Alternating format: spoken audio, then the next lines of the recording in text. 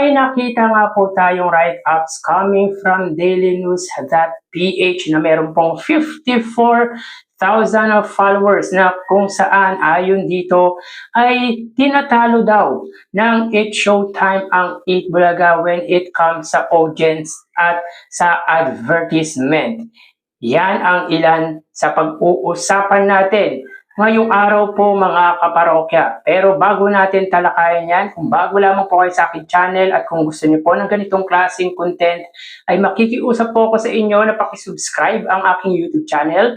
Pakilike and share niyo na rin, sa gayon ay mas dumami pa po mapanood ng mga ina-upload po nating video araw-araw. Maraming salamat po at sobrang na-appreciate ko po kayo mga kaparokya. By the way, ako nga po pala si Mervin, ang tao sa likod ng YouTube channel na Kaparokya TV. Kamusta kayo mga kaparokya? Naway nasa mabuting kalagayan po kayo habang pinapanood niyo po ang video ko na ito. So yun nga po mga kaparokya, ayon kay dailynews.phh.com ay tinatalo ng It's Showtime pagdating sa audience at sa advertisement ang pananghaliang programa ng Iconic Trio. Ayon dito mga kaparokya, sa kasalukuyan, patuloy na pinatutunayan ng noontime program ng ABS-CBN na It's Showtime ang matibay nitong hatak sa mga manonood at advertisers sa kabila ng matinding kompetisyon sa noontime television. Sa pinakahuling observasyon sa audience engagement at advertisement demand, nananatiling nangunguna ang programa kumpara sa karibal nitong Eat Bulaga na kasalukuyang napapanood sa TV5. Mga parokya, hindi po natin masyadong maintindihan yung sinasabi po nitong audience engagement. Pero when it comes sa online, mga kaparokya, sa kinakandak nga po nating online viewership ay makikita doon pagdating sa main YouTube channel ay nakaaangat nga po ang Eat Bulaga at makikita po natin na consistent yung number of views ng Eat Bulaga mula simula ng kanilang programa hanggang sa katapusan. What I mean to say mga kaparokya, mula sa unang segment ng Eat Bulaga hanggang sa last segment ay consistent ang number of views ng pananghaliang programa pagdating sa kanilang main YouTube channel, even sa kanilang Facebook Live. Ito po ba ang sinasabing audience ng dailynews.phh na kung saan ay angat daw pagdating sa audience ang It's Showtime sa Eat Bulaga. So, pagdating naman po sa ratings ng dalawang noontime show, knowing naman na lamang po ang It's Showtime pagdating sa TV ratings against sa Eat Bulaga. Nga lang mga kaparokya, kung pag-uusapan po natin ay yung single channel ay nitong mga nagdaang buwan ay nilampaso nga po ng TV5 ang GMA Network na maituturing po natin pinakamalaking TV stations dito sa ating bansa. Tinalo po ng TV5 Eat Bulaga ang mga TV stations ng It's Showtime tulad ng A to Z, All TV, GMA Network at Kapamilya Channel. Kaya hindi po natin masyadong maintindihan yung sinasabi nitong audience engagement.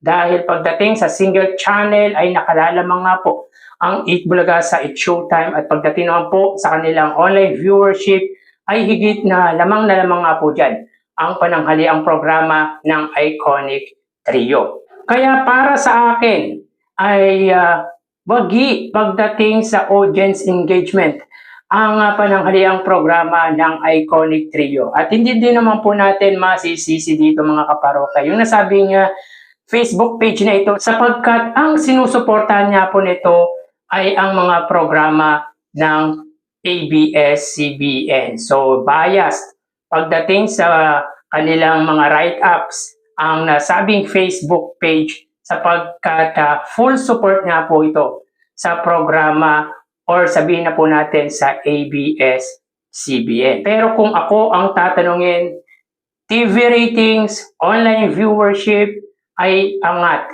ang Eat Bulaga kesa sa It's Showtime. Yan po ay para sa aking pananaw lamang. Sabihin na po natin mga kaparokya na kapag pinagsama-sama ang ratings ng mga TV stations ng It's Showtime ay nakalalamang ito sa 8 Bulaga, sa TV5.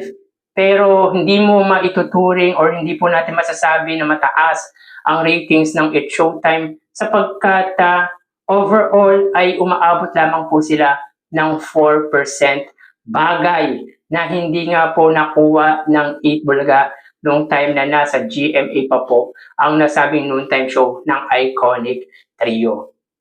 Suntok sa buwan mga kaparokya, yung 4%, even yung 5% ratings na makuha ng 8 Bulaga, yung ganyang numbers pagdating sa TV ratings nung time na nasa GMA pa po ito. Pero ang It's Showtime mga kaparokya, hirap na ma-reach ang 6% TV ratings against 8 Bulaga.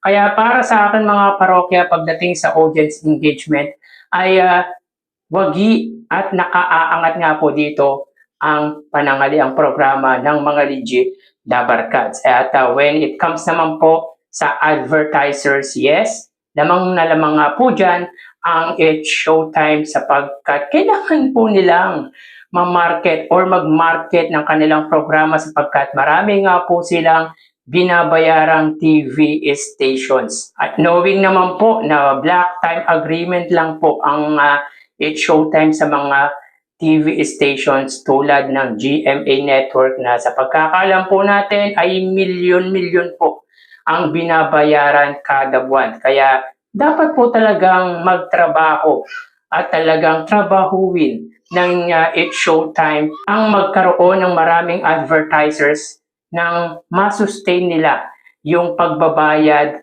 para sa mga TV stations. And of course, mga kaparokya, hindi tulad po yan ng 8 Bulaga na tanging TV5 lang po ang ka-share ng TVJ production, kung kaya't hindi po sila gaanong naghahabol sa advertisers. At nitong mga nakalipas na araw, lalo na last week, sa conduct nga po natin ng advertisement ng 8 Bulaga ay umabot po sila ng 409 TV ads. So kung i-convert po natin yung per ads sa 400,000, yung per ad sa 8 Bulaga na 400,000 ay milyon-milyon po ang kinita ng 8 Bulaga last week nung nag-conduct nga po tayo ng online viewership. So magkaiba po kasi mga kaparokya pagdating sa advertisement or sa bilang ng advertisement ang It's Showtime at ang 8 Bulaga. Kumbaga magkaiba po kasi yung senaryo pagdating sa advertisement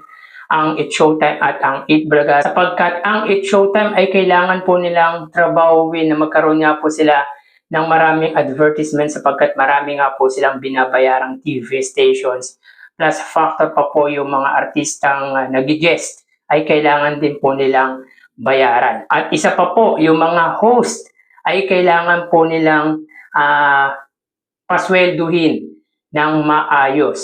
Kaya para sa akin, pagdating sa advertisement ay nakalalamang po talaga dyan ang It's Showtime. Pero pagdating sa sponsors, mga kaparokya, ay higit na nakaaangat ang pananghaliang programa ng Iconic Trio. Per segment, mga kaparokya, may sponsors ang 8 Bulaga tulad ng The Age is Right. Meron po silang Playtime at Tokyo sa Sugod Bahay, mga kaparokya, Grain Smart, Hanabishi, Bingo Plus at Yakult. At sa Gimme 5, meron po silang Bingo Plus at Aji Ginisa. Ganyang kasuportado ng mga malalaking kumpanya ang pananghaliang programa ng Iconic Trio. Unlike sa It's Showtime, kung napapansin or kung mapapansin nyo mga kaparokya, ay wala nga pong sponsors yung kada segment ng noontime show na It's Showtime. Pero pagdating sa advertisement, lamang na lamang ang It's Showtime. Nga lang, marami po kasi silang kailangang bayaran dahilan kung bakit kailangan nilang pagtrabahuin na magkaroon ng maraming commercial or advertisers. Nang sa gayon ay masustain nila ang kanilang programa. Kasi nabubuhay po ang isang programa sa mga sponsors at sa mga advertisers. At kung wala kang advertisers at wala kang sponsors, hindi po tatagal ang isang programa. Mapait Bulaga man po yan, Mapait Showtime, or kahit anong programa, hindi po magtatagal kung wala pong advertisers at wala pong sponsors. Kaya para sa akin mga kaparokya, bigay na natin sa nasabing Facebook page na Daily News PH ang sinasabi nitong nakaangat ang Showtime sapagkat kahit bali-baliktarin man po natin ang mundo ay biased ito pagdating sa sinusuportahan niyang mga programa. Pero kasi tayo mga kaparokya, nagkakandak nga po tayo ng online viewership at nagkakandak rin po tayo ng advertisement ng Eat Bulaga. Hindi po kasi natin kinokondak yung advertisement ng Eat Showtime sapagkat sa pagkakaalam po natin ay iba-iba po kasi yung advertisement or yung commercial ng A to Z, All TV at GMA Network. At ang GMA Network, kung ako man po ay isang malaking kumpanya, syempre dun tayo sa mas malawak na TV stations susuporta nang sa gayon ay makita sa buong Pilipinas ang produktong sariling atin. What I mean, yung produkto natin makikita nationwide sapagkat malawak nga po ang naabot ng GMA Network.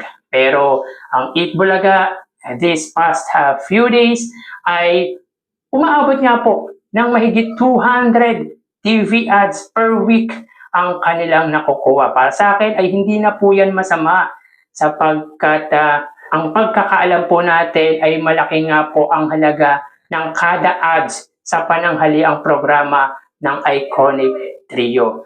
Assuming mga kaparokya, tulad ng sinabi po natin, kada ads ay 400,000 pesos, malamang sa malamang, ang estimated po natin dyan ay milyon-milyon niya po ang kinikita ng pananghaliang programa pagdating sa advertisers or advertisement. So kayo mga kaparokya, anong masasabi nyo patungkol nga po dito? So hanggang dito na lang po tayo, magsiingat po tayo palagi. Thank you and God bless.